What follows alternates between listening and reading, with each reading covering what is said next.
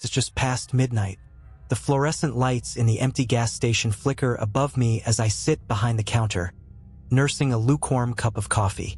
Outside, the cold night air clings to the windows, leaving a thin layer of condensation that distorts the empty parking lot into shadowy shapes. The only sound is the faint hum of the freezer units in the back and the occasional buzz from the overhead light. I've worked the night shift at this place for 2 months now. It's not glamorous, but it's quiet, and I get to be alone. That's what I wanted after the fallout from everything that happened last year. And for the most part, it's uneventful. Except tonight, I feel it before I see it. A prickle on the back of my neck, like someone's watching me. I glance at the monitors displaying the feed from the security cameras. The lot is empty, the aisles are clear, and the entrance doors, smeared with fingerprints, show no sign of anyone coming in or out. But that feeling won't shake. Then, just as I'm about to laugh it off as paranoia, the door chimes. I jolt upright. I didn't see anyone approach. The lot was empty, right? The door swings open with a slow creak, and a man steps in. He's tall and thin, wearing a black hoodie that shadows most of his face. The hood is wet, like he's been out in the rain, but it hasn't rained all night. His shoes squeak on the tile as he walks toward the counter, and when he finally looks up, his face stops me cold. His eyes, they're too wide, too reflective, like they're not human at all but something else trying to imitate them. His lips pull into a small smile that doesn't reach those eyes, and he places a crumpled $10 bill on the counter. "Pump 3, he says, voice low and gravelly, like he hasn't used it in years. I nod, forcing my hand not to tremble as I push the register buttons. I want to ask why I didn't see him come in, why his shoes are soaked and muddy when the lot is dry. But I don't. Something about him keeps my mouth shut. As soon as the transaction's done, he turns on his heel and walks out without another word. The gas pumps are visible through the windows, and I watch as he walks toward his car. A beat-up sedan parked right under the flickering light. Except, it wasn't there before. I know it wasn't there. I've been staring at this empty lot all night. Then he's gone. His car doesn't pull away. It just isn't there anymore. The pump handle swings slightly in the breeze, disconnected and unused. I blink, shaking my head. Maybe I didn't notice him pull in. Maybe my eyes are playing tricks on me. But my gut knows better. I stare at the empty lot for what feels like an eternity, trying to make sense of what just happened. The guy, the car, the way they disappeared, it's all wrong. My coffee sits forgotten on the counter, going cold, while my eyes stay glued to the security monitors. And then, the lights flicker again. The store goes dark for maybe 2 seconds. Just long enough for the hum of the freezers to stop and the screen on the register to blink out. Then the power comes back, humming to life like nothing happened. But now something's different. The monitors. On one of the screens, the lot isn't empty anymore. There's someone standing there. It's the man from earlier, the one with the wet hoodie and the 2 wide eyes. He's standing perfectly still in the middle of the parking lot, under the same flickering light where his car had been. His hood is pulled lower this time, and his head is tilted slightly to one side, like he's watching me through the camera. I swallow hard, my throat dry. The cameras don't record sound, but I swear I can hear him breathing, slow and deliberate, like it's coming from right behind me. I whip my head around, but the store is still empty. Just rows of dusty snacks, cheap beer in the fridges, and that faint, buzzing light. When I look back at the screen, he's gone. I reach for my phone, hands shaking as I fumble to unlock it. I don't even know who I'm about to call. My manager, the cops, anyone. But then the door chime rings again. My heart drops into my stomach. I force myself to look at the entrance. The glass doors are swinging open, but no one is there. Just the cold night air seeping in and curling around the base of the counter. The chime rings again, and again. The doors keep opening and closing, slamming harder each time, until the sound of metal and glass rattling fills the store. I bolt around the counter and grab the door handles, holding them steady. They stop. For a second, everything is still, silent. Then I hear it, a whisper. is coming from the aisles. Why don't you look? My blood runs cold. The voice is low, guttural, almost amused. It doesn't sound like it's coming from a person. It sounds like it's coming from everywhere. I step back, my pulse pounding in my ears. Slowly, I grab the flashlight from under the counter.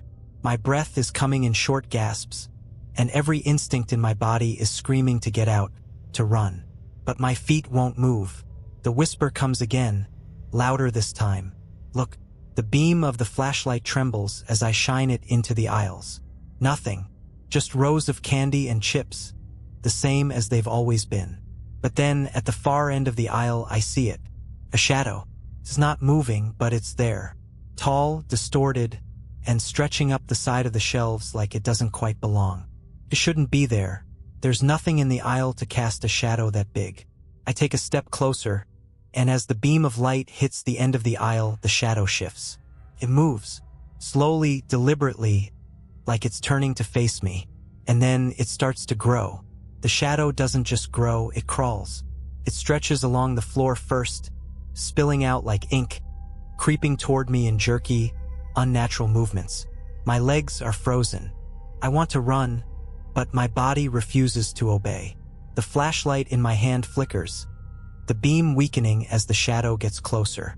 It's alive, I know it is. It doesn't just move, it breathes.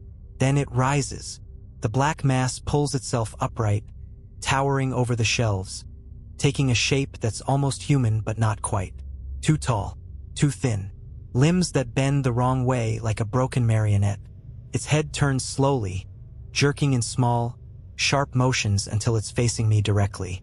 And that's when I see them. The eyes. The same reflective, too wide eyes as the man in the hoodie. Only now, they're glowing faintly, staring at me with an intensity that makes my skin crawl. Takes a step forward. No, I whisper, my voice trembling. My mind is screaming at me to move, to do something, anything.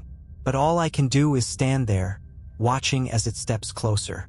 Its legs don't even make a sound on the tile floor.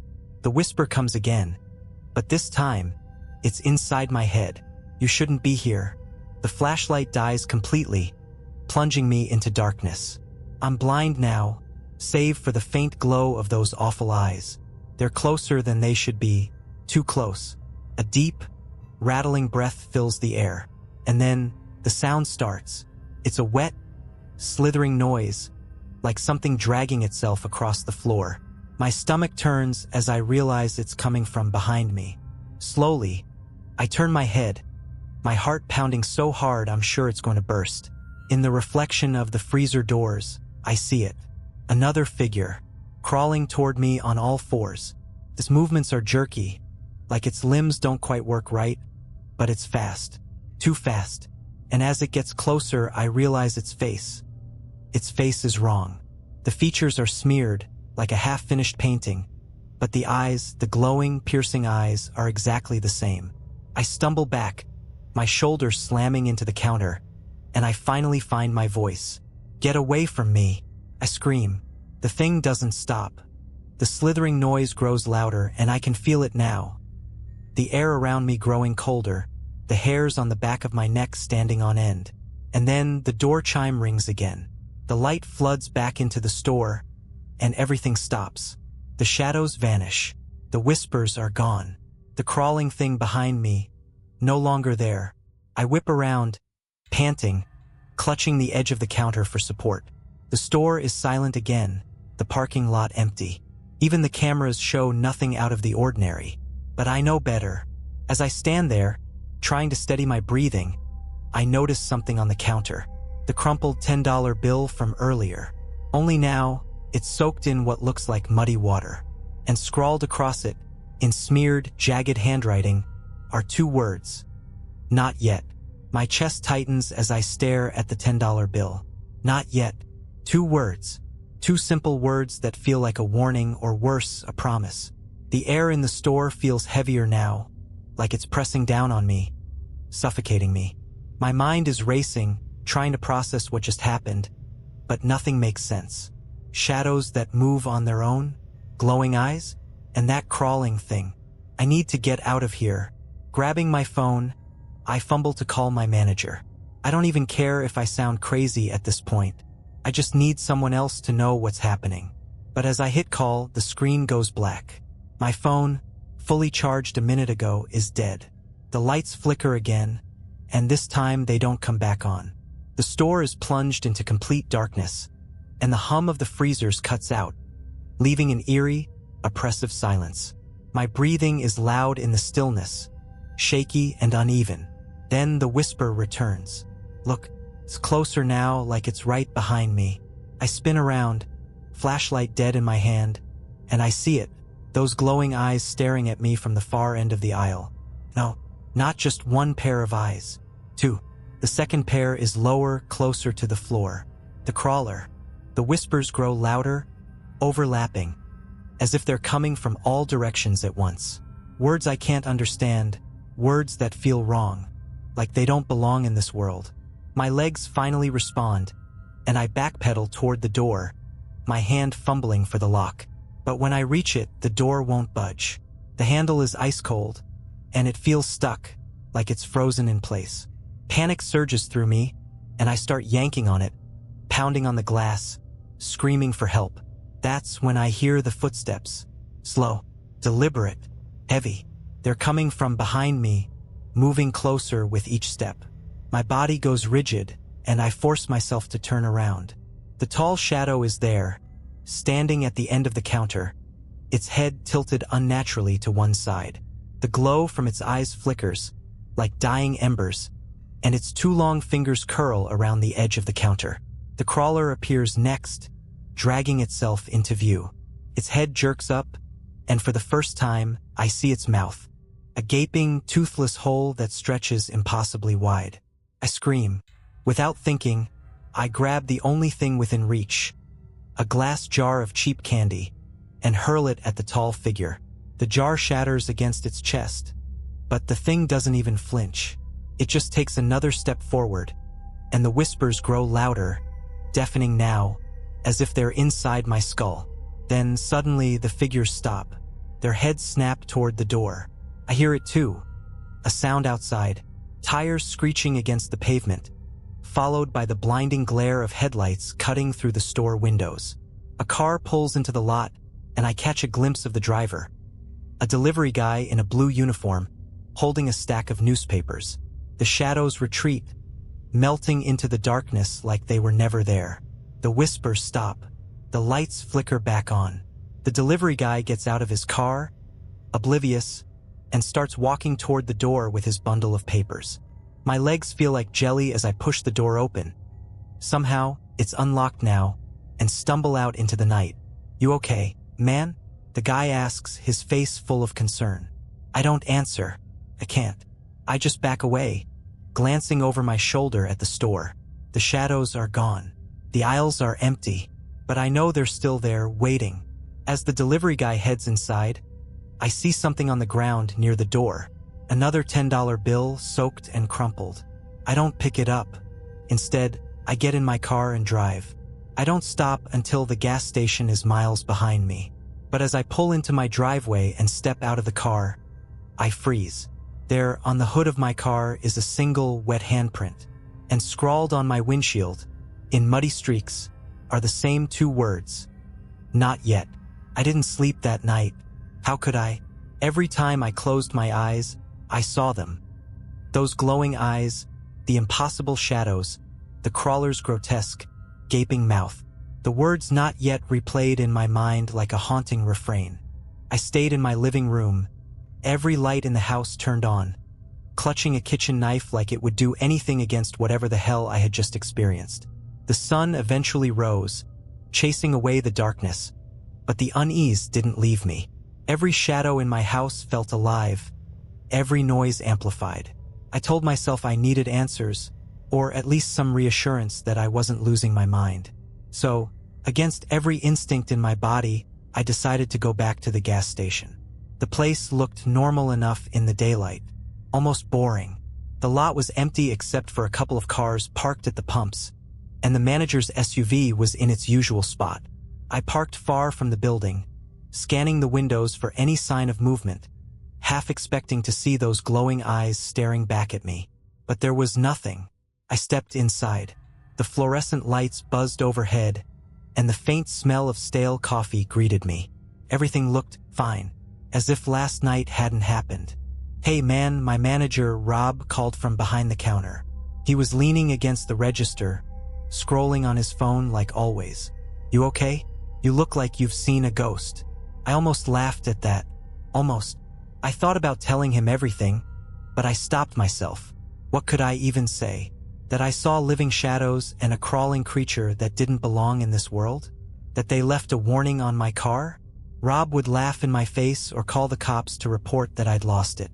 Instead, I muttered something about being sick and grabbed my stuff from the back room. "Hey, before you go," Rob said, his voice snapping me back to the present. "Did you do inventory last night?" I was looking at the footage and he trailed off, scratching the back of his head. My stomach dropped. "Footage? Yeah, the security cameras. The system recorded all night, but it's weird." He glanced at the screen behind him where the camera feeds were displayed. I forced myself to look. The footage from last night was playing and everything looked normal. Too normal. The aisles were empty. The parking lot was still. Even the weird power outage wasn't there. It was like the night had been completely ordinary. Except for one thing. On the camera feed showing the counter, there was me, standing frozen, flashlight in hand, staring at nothing. No shadows. No glowing eyes. No crawler. Just me, trembling like an idiot, shining the light into an empty aisle. Rob laughed nervously. "Man, what were you doing? Ghost hunting?" I didn't answer. My eyes were glued to the screen, because while Rob saw nothing unusual, I saw something else. On the far edge of the screen, just before the footage cut out, a shadow moved. Subtle, barely noticeable, but it was there. And then it wasn't. I left the gas station that day and never went back. I quit the job, ignored Rob's texts, and told myself I'd imagined it all. That maybe I was overworked, stressed, hallucinating. But deep down, I knew the truth. The shadows were real, and they weren't done with me. Even now, weeks later, I see them sometimes, out of the corner of my eye, in the periphery of my vision, flickering in the dark corners of my house, just for a moment, before they're gone. I don't know what they are or what they want, but the message they left me still echoes in my mind. Not yet. Not yet for what? I don't think I want to find out. A few more weeks passed. I moved out of my house, changed my number, and even stayed with an old friend in another state. But no matter how far I ran, the feeling followed me. That creeping sensation that I was being watched. That something was always there, just outside my line of sight. I told myself it was paranoia, a trick my mind played to cope with whatever the hell happened that night. But the signs were impossible to ignore. The wet handprints, the faint whispers at night, coming from nowhere, and the shadows, always stretching, always moving, even when the light should have kept them still. But the final straw came last night. It was around 2 a.m., and I was lying in bed, scrolling aimlessly on my phone, trying to distract myself from the gnawing anxiety that had become a permanent fixture in my life. My friend's guest room was small but cozy, the warm yellow light of a bedside lamp casting comforting shapes on the walls. And then the lamp flickered. I froze. The air grew colder, heavier. I could feel it pressing against my chest, making it hard to breathe. My phone slipped out of my hand, and as I sat up, I saw it. A shadow. It was standing in the corner of the room, tall and angular, its head tilted just like before. Its glowing eyes pierced the dim light, watching me, studying me. I wanted to scream, but my throat locked up. All I could do was sit there, trembling, as the shadow took a step forward. And then another. The whispers started again. "Time's up." My heart felt like it stopped. The shadow lunged at me, its form stretching impossibly, its fingers reaching out to grab me. I scrambled backward, falling off the bed and hitting the floor hard. Pain shot through my arm, but I didn't care. I crawled toward the door, the whispers growing louder, deafening now. Just as I reached the doorknob, the room went silent. I looked back. The shadow was gone, but the glowing eyes, they were still there, hovering in the darkness, burning brighter and brighter until the light filled the room, blinding me completely. And then I woke up. It was morning. The sunlight streamed through the window, warm and reassuring, as if nothing had happened. For a moment, I thought it had all been a dream, just another nightmare in a long string of them. But when I sat up, I saw it. On the floor, right where the shadow had stood, was a single wet handprint. And on the wall above it, scrawled in muddy streaks, was a new message. We're here. I don't know what's coming, but I know one thing for sure. It's not over. Not for me. And if you ever find yourself working a night shift, if you feel the air grow cold and the shadows start to move, get out, because they'll come for you too.